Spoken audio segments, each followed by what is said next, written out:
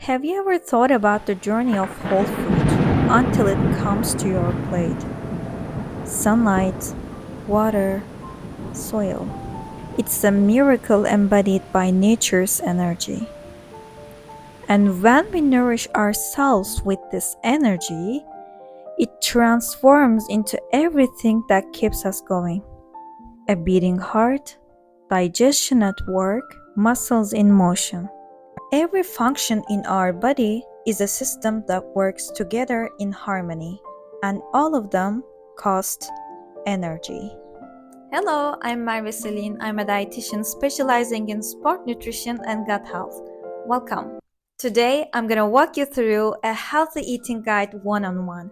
I know there's a lot of conflict about nutrition out there, and it can feel overwhelming, even frustrating. I myself was one of the victims of misinformation.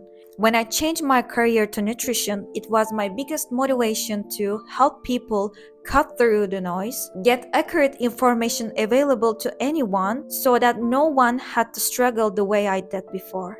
So in this video, let's go back to basics, clear up the confusion, and make healthy eating something simple, sustainable, and truly enjoyable. Let's get started. I want to keep it practical and realistic because let's be honest, in this AI-powered, fast-paced age, who has time to spend hours in the kitchen, right?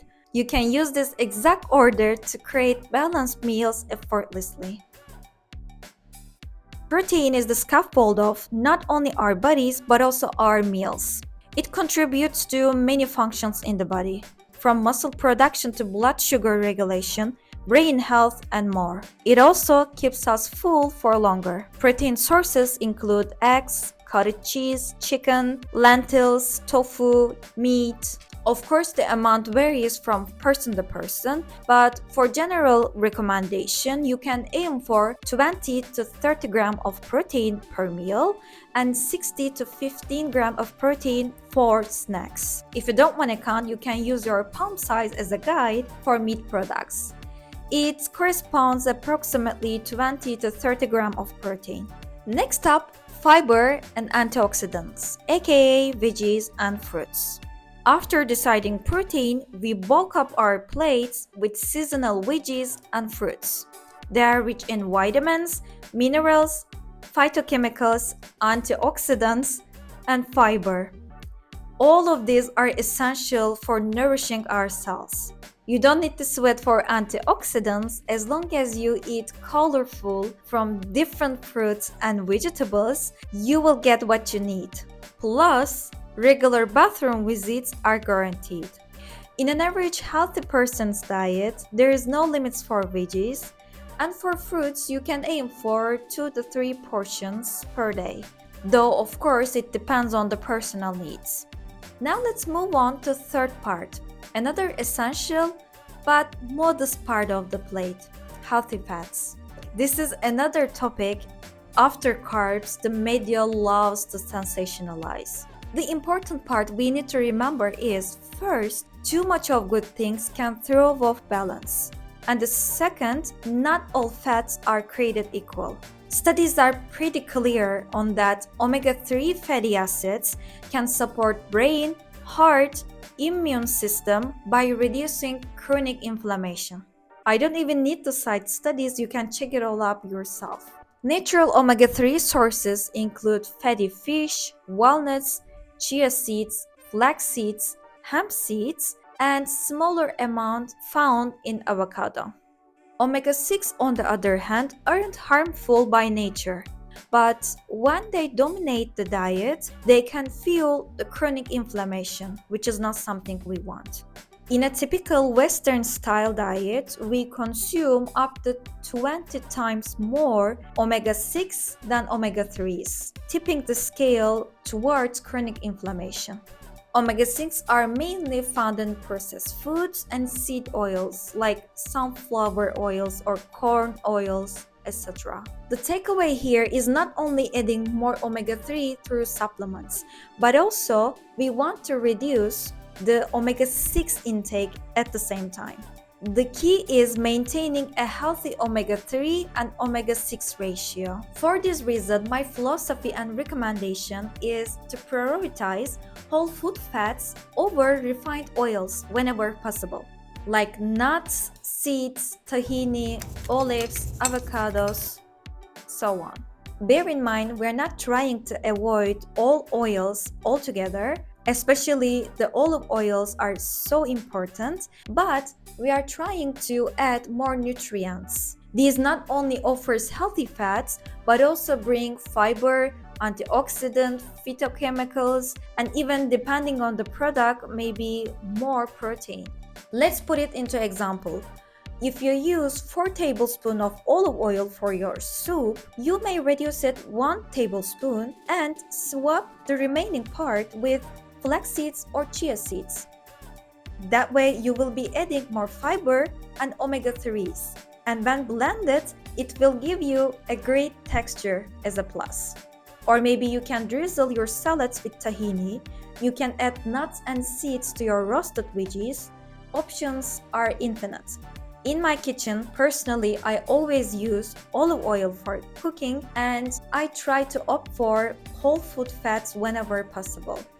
For whole food fats, the rule of thumb is literally the thumb. By the way, if you like this video, do not forget to give me a thumbs up. Okay, let's move on to carbs. Okay, carbohydrates are the body's preferred and most efficient source of energy. The brain alone requires at least 130 grams of carbohydrates per day just to function. Cutting them out completely is like pulling a species from an ecosystem. Can you imagine a bee decides not producing honey just because it's sugar? Everything would start falling apart. As nature, our bodies has a system, and all nutrients serves a different function.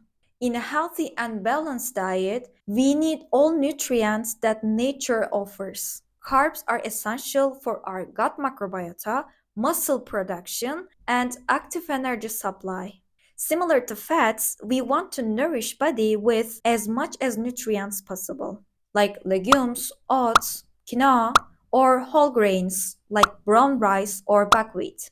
They not only provide sustained energy but also help digestion, blood sugar regulation, and keep you full longer. Carbs are not the enemy, they're essential.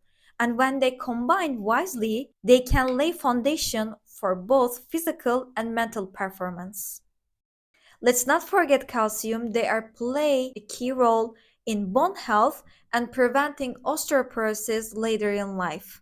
For a balanced diet, aim for at least 2 portion sizes of calcium-rich source per day. That could be dairy products like yogurt, kefir, cheese, but also can be plant-based products like fortified milks, leafy greens, almonds, tofu, so on. There's a little confusion about dairy out there, but research shows it supports bone health thanks to its bioavailable calcium. And the claims about inflammation are not consistent.